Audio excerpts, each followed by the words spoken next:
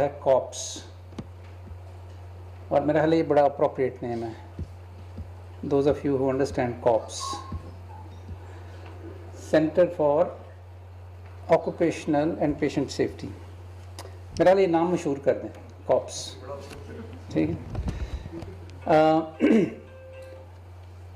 On a serious note, while we are talking about COPS and we are talking about these national guidelines at a time when in last 24 hours we have received the highest number of deaths in Pakistan because of COVID. 17 deaths हुई हैं पिछले 24 घंटे में, तीसरी दफ़ा. आने वाले 3-4 हफ्ते पाकिस्तान के लिए बड़े क्रिटिकल हैं, और ऐसे में इन्फेक्शन प्रिवेंशन एंड कंट्रोल की बात करना बहुत मुनासिब है, इसलिए कि ये वो एरिया है कि जो बड़ा क्रिटिकल है और बड़ा इग्नोर्ड है. और इस इग्नोरेंस की वजह से, इस निगलेक्ट की वजह से पाकिस्तान में स्प्रेड ऑफ कम्युनिकेबल डिजीज़ जो है वो बहुत हाई है. दी definition of communicable disease, one of the definition, or you can say कि one of the aspect of the understanding about communicable diseases is कि these are preventable. हम गौर नहीं करते इस चीज़ के ऊपर. प्रिवेंटेबल है. अगर कोई चीज़ प्रिवेंटेबल है और वो प्रिवेंट नहीं हो रही तो कोई ना कोई उसका रिस्पॉन्सिबल है. मैं हमेशा इसको ऐसे देखता हूँ.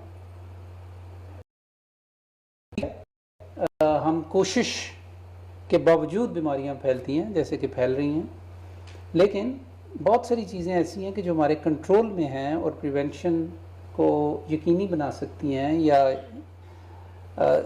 हमें एक टोटल कंट्रोल या टोटल प्रिवेंशन के करीब तर कर सकती हैं. लेकिन हम चूँकि उसमें इन्वेस्ट नहीं करते, लिहाजा हम बीमारियों को फैलने देते हैं. तो इस लिहाज से ये सेंटर, ये guidelines are the fundamental things that we would have done years ago in a country like Pakistan, where we are suffering from double or triple burden of disease. तो so ये बड़ी खुशी की बात है, बहुत मुबारक हो आपको. But then the next thing is कि what we are going to do with these guidelines. Guidelines are also notoriously neglected. Guidelines बन जाती हैं, फिर वो लोग भूल जाते हैं. और ये बहुत ज़रूरी होता है कि हम guidelines are like rule of law. It is as simple as that. हम rule of law को भी भूल जाते हैं और हर स्टैंडर्ड और गाइडलाइन को भी भूल जाते हैं. SOPs, protocols are words for us, not concepts, not programs, not obligations. तो जब तक इसको हम अपनी ऑब्लिगेशन नहीं समझेंगे एज हेल्थ प्रोफेशनल्स, तो ये नाम ही रहेंगे सिर्फ कि हमने वो भी गाइडलाइन बना ली और वो भी गाइडलाइन बना ली. मेरा ये ख्याल है जी कि पाकिस्तान में, बल्कि पाकिस्तान में क्या, for the whole of the world and specially in developing world, the health sector will never be the same in future. It will never be the same. Human history में health, public health and the importance of prevention के ऊपर जितनी इस वक्त बनी नौ इंसान की तवज्जो है, इंसान की हिस्ट्री में कभी नहीं हुई. जो नॉन हिस्ट्री है ना, जो रिकॉर्डेड हिस्ट्री है 5000 साल की ह्यूमन बीइंग्स की रिकॉर्डेड हिस्ट्री, उसमें कभी भी कोई ऐसा मोमेंट नहीं आया, कोई ऐसा टाइम नहीं आया कि इतनी ज़्यादा फोकस हो ह्यूमन हेल्थ के ऊपर. डॉक्टर पलीता, I am saying is, you don't sleep, listen to this, that in human history there has never been a time when the human attention was so much focused on public health and in the importance of prevention in health. So obviously it has a very deep implication. the word of health, global health, public health would never be the same. And our challenge will be that how we really capitalize the opportunity which exists in this challenge. Your whole economy is down, your revenues have gone by 1/3, which is equivalent to 4% of your GDP. And the list goes on if I talk about economy. So, and this is not just Pakistan's economy, it's world economy. And all because of an infection.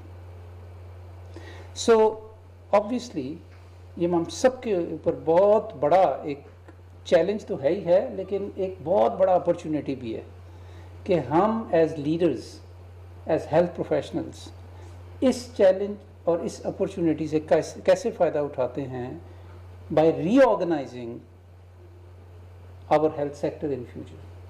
मैं ये बात आपके पास छोड़ के जाना चाहता था आज कि ये इसको सिर्फ एक आउटब्रेक के तौर पे ना देखें.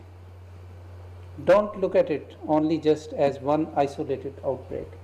It has implications which will go beyond our generation and perhaps many generations to come. ये इतना बड़ा फिनोमेना है जो हमारी जनरेशन ने विटनेस किया है इस दुनिया के अंदर. Medical industry will be very different. Ministries of health will be very different. Medical education will be very different. The financing of health will be very different. The governance of health will be very different. The service delivery models in health will be very different. And the list goes on.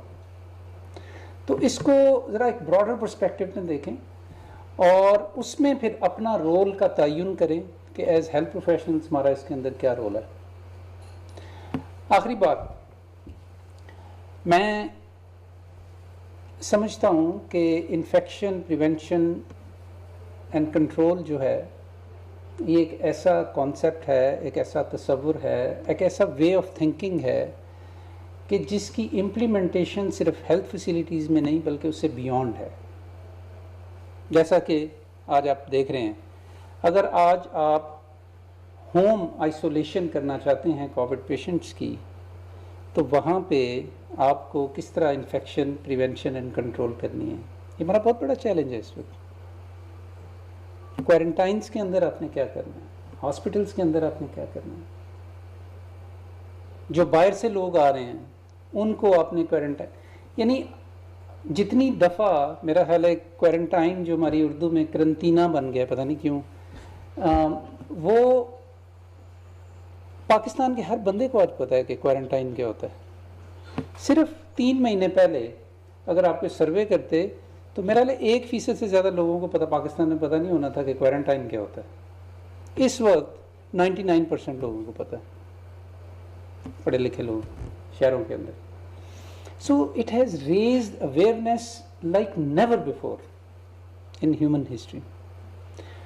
अच्छा, prevention, infection prevention and control जो है, इसमें मैं ये समझता हूँ कि यकीनन ये it goes beyond health facilities, लेकिन हेल्थ फैसिलिटीज़ में तो इसका इतलाक़ जो है उसमें तो कोई गुंजाइश नहीं है कि हम इसको पूरी तरह वहाँ पे इम्प्लीमेंट ना करें, चाहे वो health care facilities primary health care की हैं या सेकेंडरी हेल्थ केयर है या टर्शियरी हेल्थ केयर.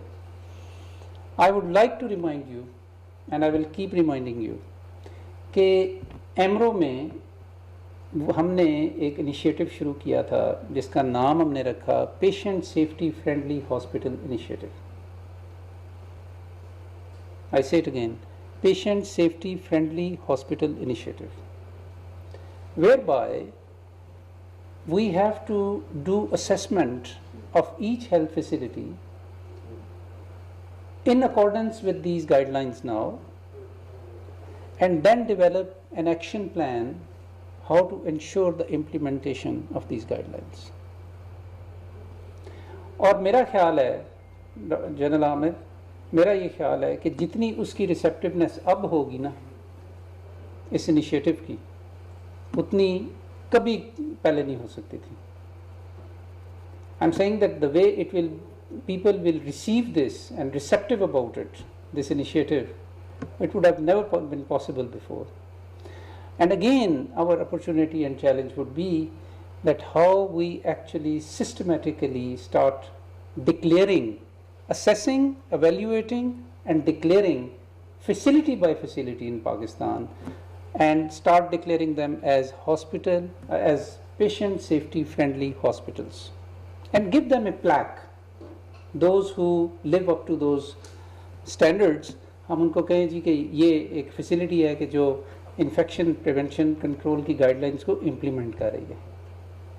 एक इम्प्लीमेंटेशन प्लान बनाने की ज़रूरत है इसके लिए, और जितनी उसकी अब पजीराई होगी और जितनी लोग उसको मानेंगे, और आपको मतलब आपको डिमांड का इशू मेरा ख्याल नहीं होगा, अब सप्लाई का शायद इशू हो कि आप कैसे फैसिलिटीज़ को कैटर कर सकेंगे।